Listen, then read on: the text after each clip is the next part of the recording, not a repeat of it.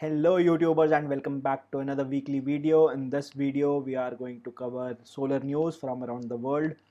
We are going to continue the trend from last week. We are going to split the videos in different parts so that you are easily able to watch that. So we are going to split the videos in 5 different parts. Firstly, news from Indian solar industry, international solar news, news from ancillary solar industries, news from EVs, and news from research and innovation in the renewable tech space. So let's get started. I would say keep hydrated.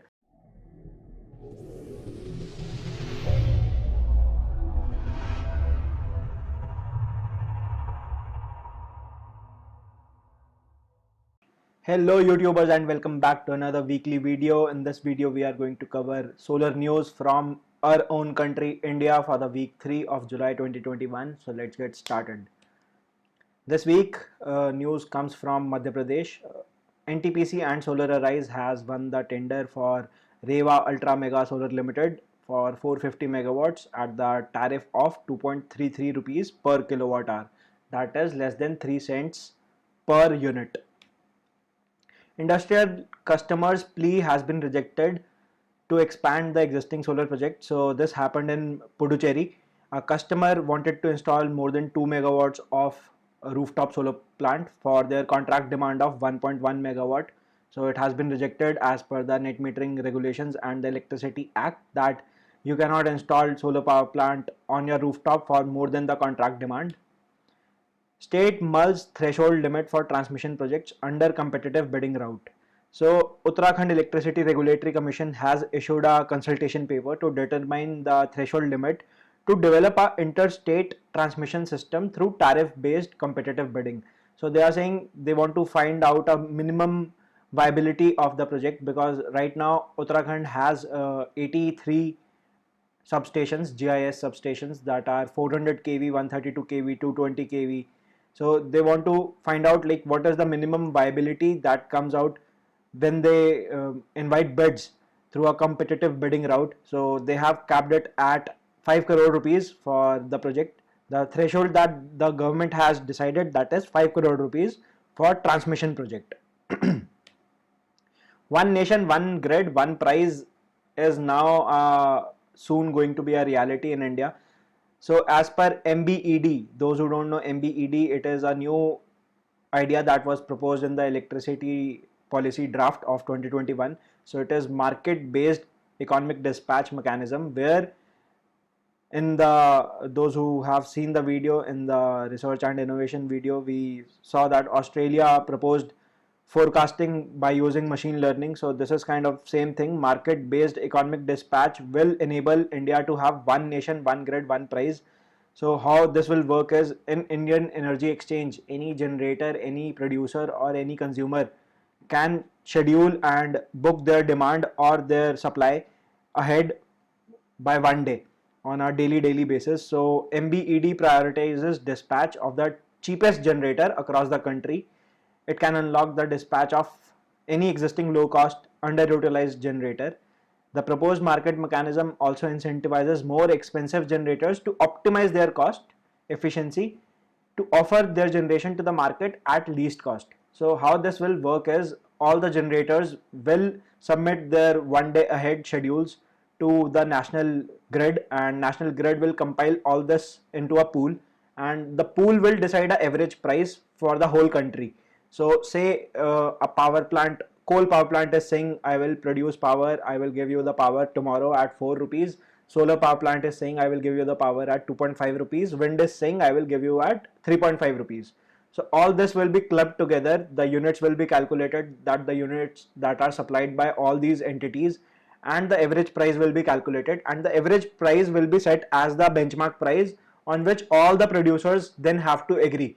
Say average price discovered is 3 rupees 25 paise for all the producers. Then even the coal power plant, wind power plant and solar power plant all will be supplying the electricity at 3.25 rupees. So this is going to be a good mechanism, and it will incentivize generators who are providing low cost electricity, and it will penalize the generators who have unutilized capacities and are inefficient in producing electricity, inefficiency in coal currently, and it will also push them towards renovation and modernization of their existing power plants. So it is a good news. And under MBED, market-based economic dispatch, all generators and discoms will submit their offers and bids on the power exchange on a day ahead basis.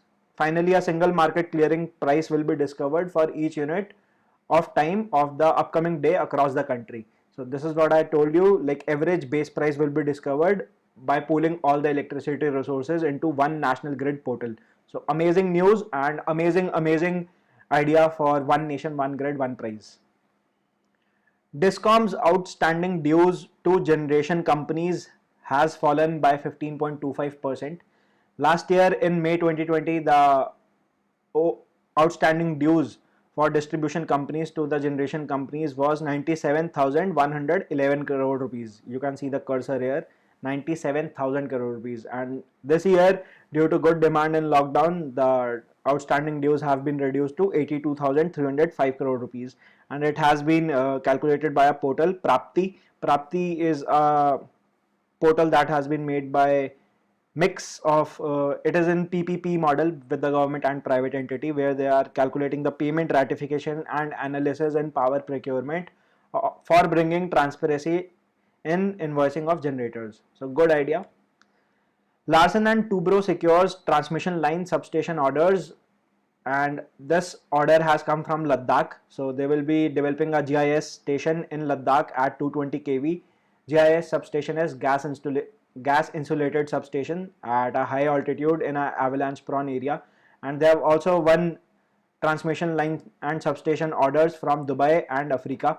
So in Dubai they are developing a 132 kV GIS substation for high transmission from the Dubai Deva power plant. That is, they are developing a 5 gigawatt solar energy park in Dubai. So they are going to evacuate that, and in Africa also they are going to evacuate the power at 132 kV GIS substation. Good news for L&T. High level of efficiency in power plants is required. So our Honorable Minister of Power R.K. Singh took a meeting, and where they decided that efficiency in power plants needs to be increased and upped so that our country doesn't lose money on losses. So they have decided that high level of efficiency is required, and power should be a basic amenity to all, and it should be met without any outages. So they have planned all plant shutdowns of units, thermal and hydro, have to be rescheduled to lean demand period. So all these power plants can't shut down for maintenance also at the time of peak hours. There shall be periodic review of forced outage by Central Electricity Authority and Power System Operation Corporation. So POSOCO and CERC will undertake the review that why is there outage. So we covered this in NEP draft. So National Electricity Policy Draft 2021 also talked about all these things, and we covered it in a detailed video. I'll put a button here, you can here or here, I'll add it and you can watch it. So NEP is being now implemented by all the government bodies, and so it is a good move by our minister, and he has decided that this needs to be done in India so that Indian people get what they pay for, and efficiency is our priority. Vikram Solar opens new 1.3 gigawatt solar module facility in Tamil Nadu. Here they are going to manufacture only 210 mm cells modules, and they will be manufacturing 200 M12 cells as well as bifacial panels of up to 640 watt peak. So with this addition of 1.3 gigawatt solar module facility in Tamil Nadu, Vikram Solar has now a total capacity of 2.5 gigawatts. Power equipment manufacturing scheme. So there is a new scheme, that is PLI scheme, procurement linked incentives are being provided, and it is in line with Atmanirbhar Bharat. So it is proposed to be set up in 3 manufacturing zones over a period of 3 years, and assistance will be provided for manufacturing of common infrastructure facilities and common testing facilities. And the selection criteria is yet to be finalized. The draft of this scheme is yet to be published. So I am not aware about the contents of this, but it is a good move because power is a strategically important sector for our country, and power, if we don't have power, we are into the era of we are way behind, lagging behind every other country. So power is a essential commodity for each developing nation, and this comes in line with Atmanirbhar Bharat goals. And power equipment manufacturing scheme is to attract power equipment manufacturing within our country to meet our own demand, so that we are not dependent on power equipment imports from other countries. So good move. SECI had released a tentative tender for setting up a solar power plant in Rajasthan, and the total capacity of the solar power plant was 1785 megawatts, that is 1.78 gigawatts. So there are total of 24 bidders that have been identified, and these are the list. You can see the cursor. This is the list of the bidders, and all have been identified. The tariff rate is yet to be discovered. Andhra High Court orders to quash 6.4 gigawatt solar tender suspended. So this news has been like dragging on for past year and a half. The tender was out in January 2020 and it was finalized in June 2020. So the tender was supposed to be published by Andhra Pradesh Green Body. So Andhra Pradesh Green Body had a tender of inviting 6.4 gigawatt hour bid, and private entities bidded for this, and they had established the bid. They have discovered the tariff. It was freezed, and they gave out the orders also in June 2020. But then came Tata Power. Tata Power filed a petition to the Andhra High Court that this tender is not in line with the Electricity Act 2003, that this so-called Andhra Pradesh Power Procurement Body that has released the tender is not registered as a procurement company or a generator company or a generator state utility company, and they can't release a tender without taking permission from the Electricity Regulatory Commission. So Andhra Pradesh High Court has seen that yes, this is right and Tata Power is right here. So they have suspended the tender and all the EMD amounts are still pending. So we don't know what will happen, but yeah, this has been done. Okay, so this was a good news, and I have been saying this to all my customers and prospects also who are in Delhi NCR, that if you don't opt for solar power plant on your rooftop, the government will do it for you, and the government is doing it for them. So here it is. BSES signs a 510 megawatt solar hybrid power agreement with SECI for Delhi.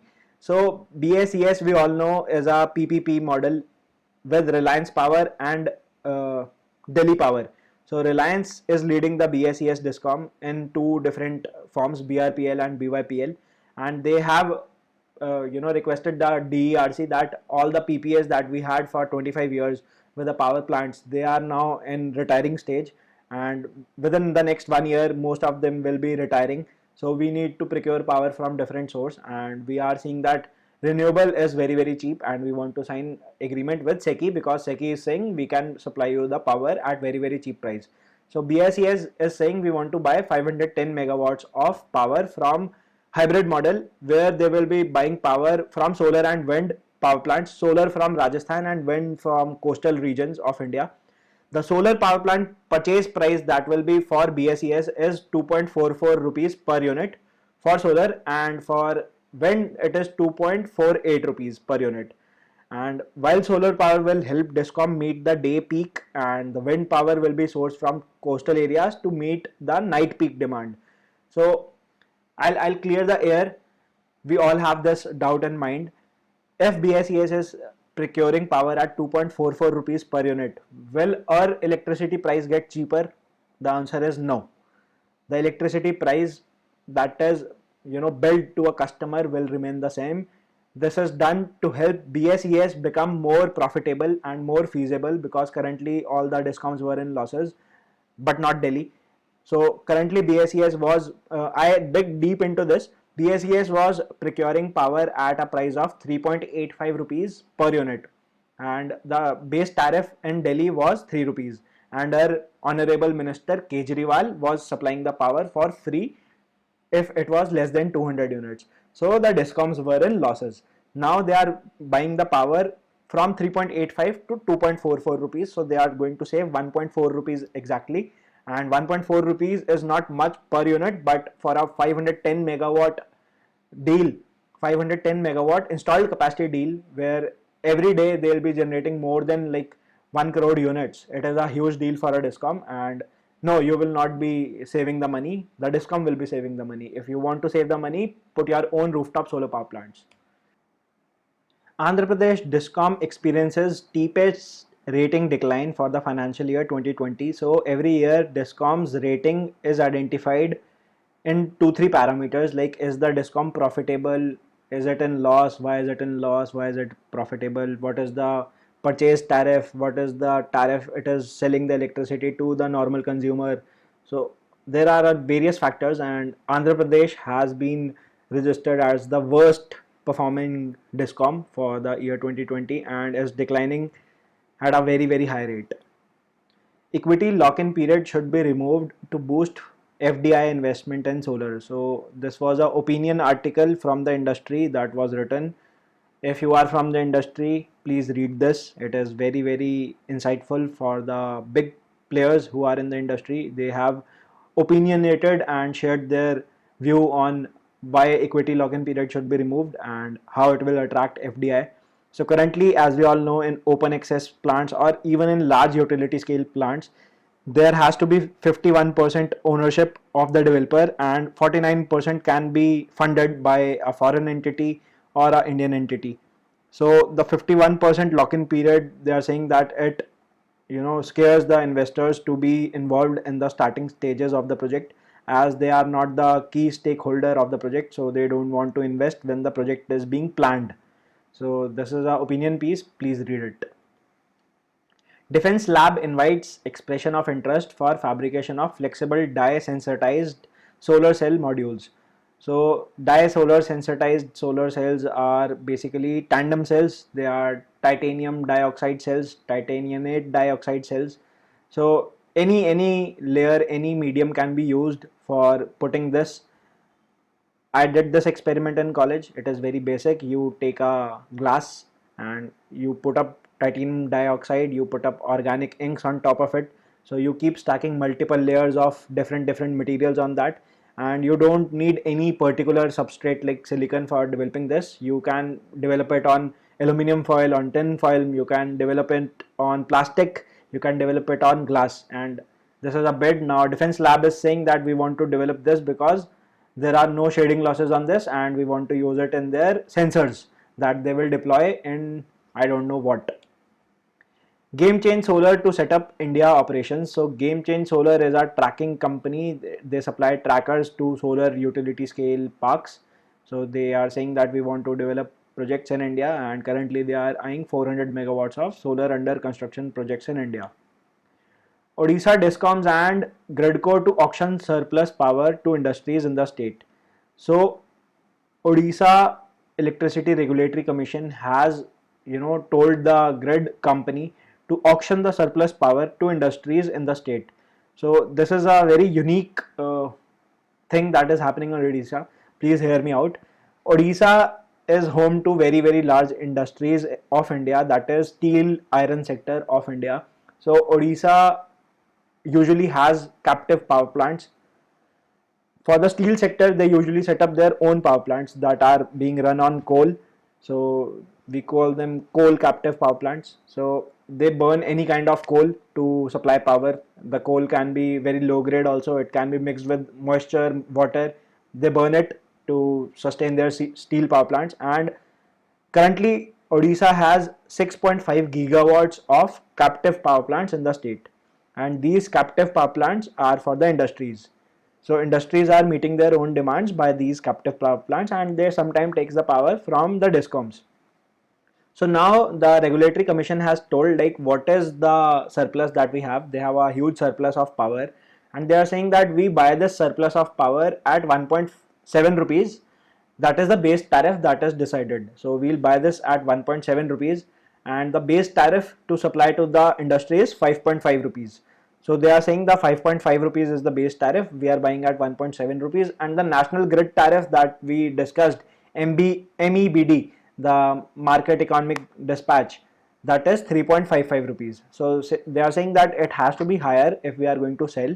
So they are targeting a price of 2.85 rupees to sell it to the industry or to the discom or to anybody who will buy power in bulk. So like this is also happening in India. They have surplus power and they want to dump it at a very very cheap price.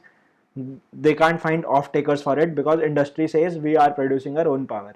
So amazing news from Odisha, and I say wait for uh, one grid, one operation of India. That will POSOCO will buy it, and the state load dispatch center will buy it and sell it to the nearby states. So good idea for Odisha to increase their revenues. So there was a survey done by various governments, and it was a CO survey shows that renewable energy industry is in a upbeat mood.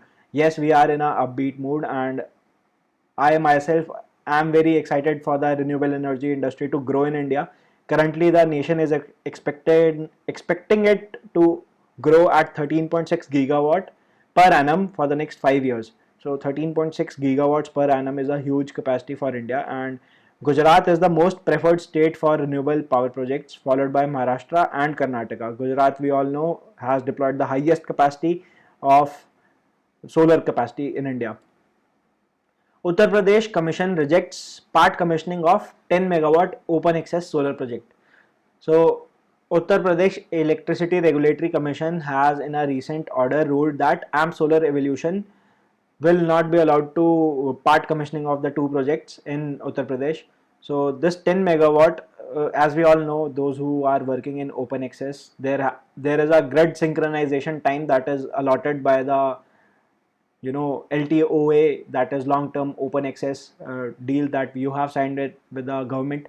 So the government gives you a period of 3 months or 8 weeks to synchronize your plant with the grid, and in that 3 months you have to prove them that your plant is performing optimally. And this was an interstate transmission project. So interstate transmission, Uttar Pradesh will have to settle the units dumped into their substation to the neighboring state where they are selling the electricity, and it will be all tallied using internet, so they don't want to leave any room for error.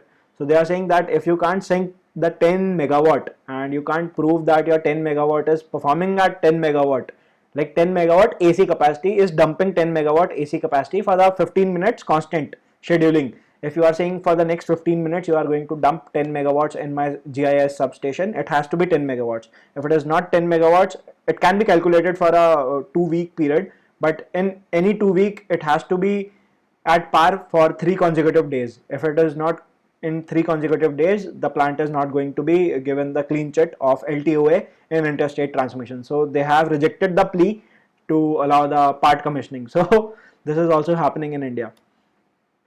India has reached 42.3 gigawatts of grid interactive solar. Amazing news for grid interactive solar. And yesterday I was in a room in Clubhouse. In Clubhouse, they invited key stakeholders from Gujarat, and Gujarat people were discussing like what is the reason for their success, because Gujarat has deployed 1.7 gigawatts of rooftop solar in domestic sector. So can you believe that, like 1.7 gigawatts of rooftop domestic sector, that are plants less than 10 kilowatts. Every household has rooftop solar deployed in Gujarat. And as we see, Gujarat has deployed 5.1 gigawatts of solar power plant of the total capacity of 42 gigawatts. And Karnataka is having about grid interactive 7.4 gigawatts. Rajasthan has 6.5 gigawatts.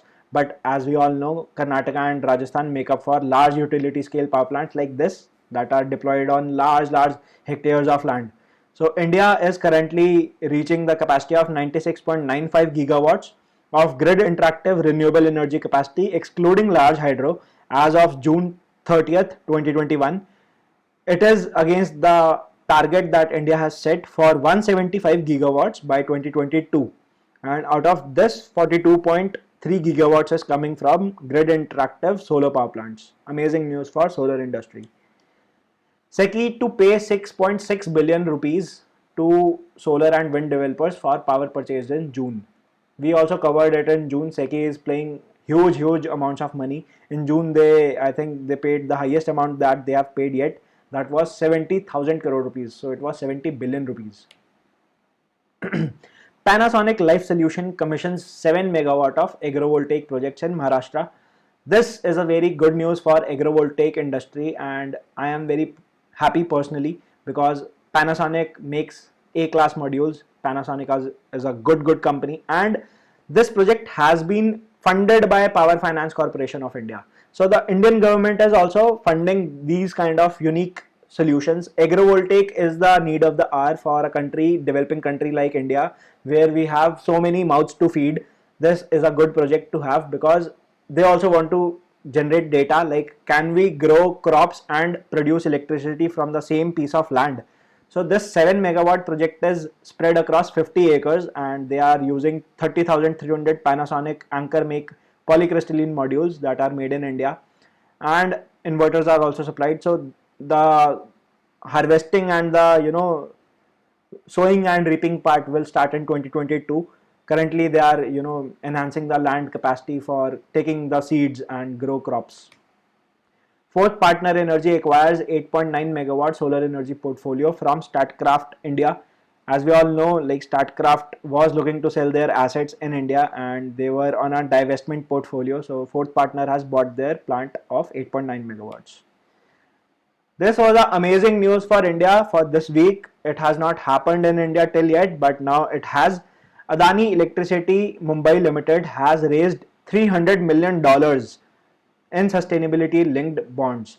So how they did it is they put up bonds of sustainability linked bonds for their arm of Adani Electricity Mumbai Limited, and they did this to raise capital from the open market. So they will be using this capital to deploy clean energy assets in energy space, and they are saying that we'll meet the sustainability development goals with this fund. We'll meet the COP26 goals with this fund. We'll meet the Atmanirbhar Bharat goals with this fund. So they are trying to do a lot of things with this fund, $300 million. And they did this with 10-year notes under 144A registration S format, that is sustainability format. So this is the first for India and it has been done. So good news. India Enel Green 300 megawatt solar project to be commissioned in Rajasthan. So Enel Green is selling power to SECI for next 25 years from their 300 megawatt project in Rajasthan. That was all the news from Indian solar industry for the week 3 of July 2021. So if you have been watching till here and if you got any value in this news coverage, do hit like, subscribe and maybe comment. Maybe you can share this with your friends and family on social media portals and tag us maybe on Facebook, Instagram, LinkedIn, anywhere. And our numbers are always in the slides. You can also WhatsApp us of you sharing this news in your WhatsApp groups of solar industry. So thank you for watching and I'll see you in the next weekly video.